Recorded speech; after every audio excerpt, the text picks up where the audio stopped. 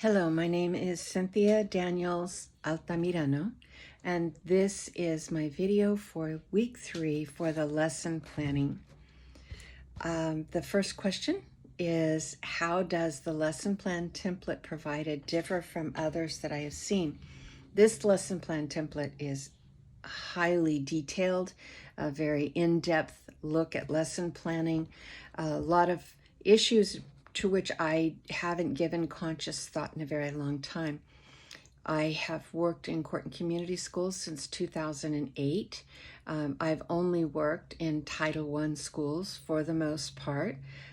So I'm accustomed to, as a substitute for the last 10 years, I'm accustomed to walking into a classroom that I know is going to be grades 6 through 12.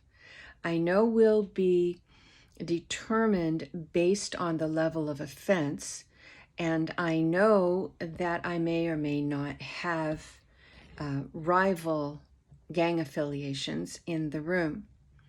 And so I don't give a lot of conscious thought to what I do. I'm already prepared, and I'm already reacting, watching body language, and moving forward based on what they are presenting to me at that time. So this contains a lot of details that, although I use every single day, they're not things that I write down and certainly wouldn't put in a lesson plan, even a unit. What 3 elements did I find challenging and providing my rationale?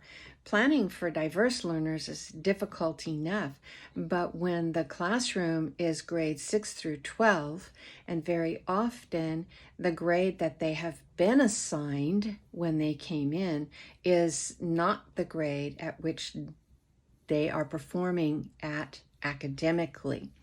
Many of these students have had historic attendance issues. There are a lot of EL learners. There are a lot of learning disabilities and developmental issues. And we won't know this when we first walk into the classroom with a number of the students in the classroom that day, depending on when they were arrested.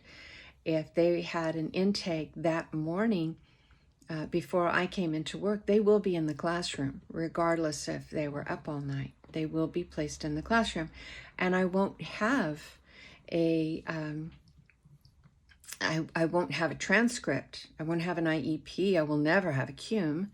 For the most part, that'll be kept with the district school.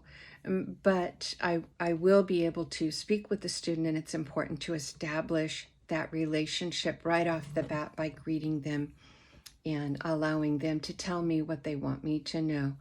And whether or not that's factual information, I will eventually know. But in the meantime, acting on what my senses tell me and what the lesson plan that I may not have seen until that morning directs me to do.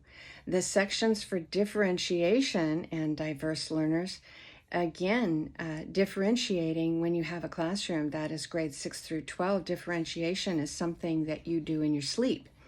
So I never really have given it a lot of thought. What tools do I use? Well, we keep tools in the classroom specifically for that reason.